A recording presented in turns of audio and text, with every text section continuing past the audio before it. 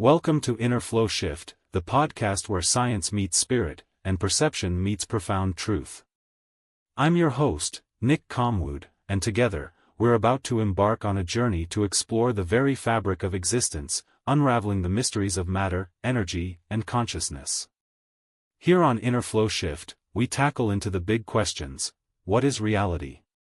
Is the physical world truly solid, or is it simply an illusion created by vibrating energy? Could everything we see, touch, and experience just be manifestations of a deeper, unseen truth?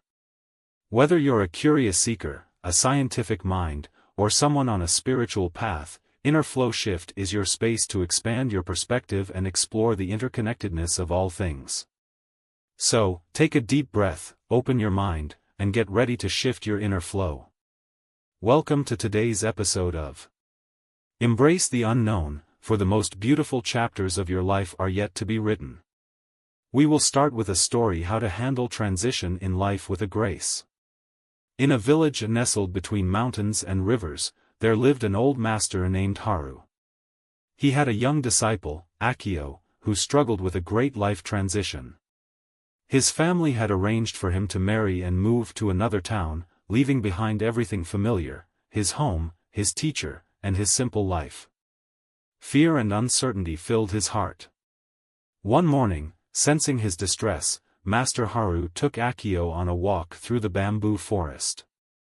As they walked, Haru gently touched the swaying bamboo. "Do you see these bamboo, Akio?" he asked. "Yes, Master. They never resist the wind, yet they never break. Life is like the wind, always changing. You, too, must bend and flow with it." Akio nodded but still felt uneasy. They reached a river, and Haru sat on a rock, motioning for Akio to do the same. "Watch the river," Haru said. Akio stared at the flowing water. "It moves constantly." "Exactly," Haru said. "But does it worry about where it will go next?" "No, Master, it simply flows." "Then be like the river, focus on the moment rather than worrying about the unknown." Akio sighed. "But Master, I am attached to this village, to my life here. How can I let it go?" Haru picked up a leaf and let it float down the river.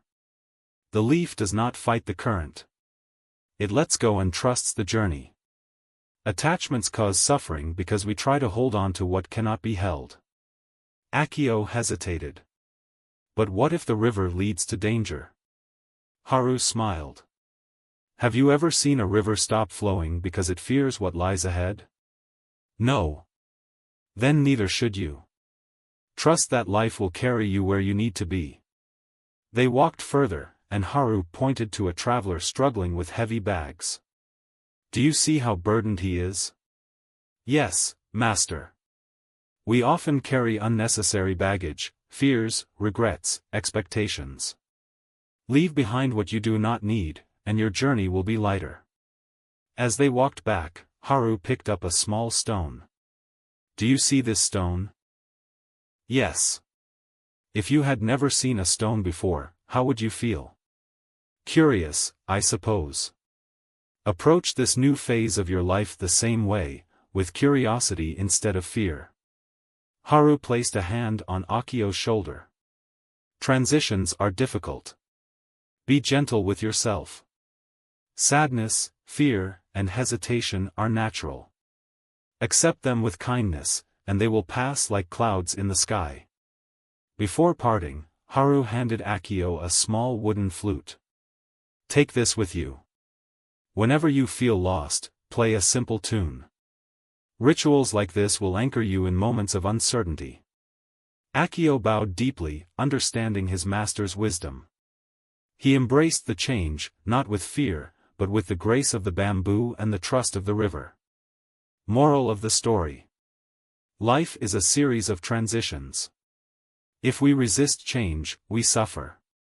If we embrace it with mindfulness, trust, and simplicity, we find peace and growth. Like the bamboo, we must bend but never break. Like the river, we must flow with life's course. The transition Akio faces is not truly a movement from one state to another, it is only the mind that perceives a separation between the old life and the new life. In reality, there is only the seamless unfolding of experience, and the sense of a distinct self undergoing change is merely an illusion. Akio believes he is leaving something behind and moving towards something else. But Haru, embodying wisdom, shows him that life is not made of distinct segments but is a continuous, flowing presence, like the river.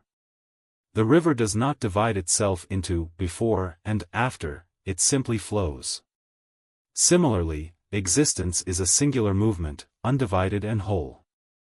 Akio's suffering arises because he believes in a fixed identity, I am a person, I belong here. Yet, Haru reminds him that just as the bamboo bends but does not cling to form, that the self is not a rigid entity but a process, ever-changing. There is no true leaving or arriving, only the timeless presence expressing itself in different ways. The moment Akio realizes that he is not the one making this transition happen, he is liberated. The river does not push itself forward, it is simply moved. Similarly, when we see that actions, decisions, and movements are all happening spontaneously within the grand unfolding of reality, the burden of control dissolves. Akio must trust the process of change. From an understanding, trust itself dissolves, because there is no separate self to trust or not trust. There is only this moment, happening effortlessly. Resistance comes from the illusion of separateness. Once this illusion is seen through, fear vanishes, because there is nothing to resist. There is no transition, no fixed self undergoing change, no past to leave behind or future to reach. There is only this, the infinite, unfolding now. When Akio lets go of the illusion of separateness, he realizes that he has never truly left anything behind, nor is he arriving anywhere new. He has always been here, flowing as life itself. This is the peace that Haru embodies, not the peace of handling change well, but the peace of realizing that change is not happening to anyone at all. So embrace the unknown, for the most beautiful chapters of your life are yet to be written. Go out on a limb, that's where you are going to find the real fruits. Thank you for joining me today on Inner Flow Shift. If this episode resonated with you, please like and subscribe the show, so that we can bring more insightful shows. I'm your host, Nick Comwood. Until next time, stay grounded and stay true to yourself.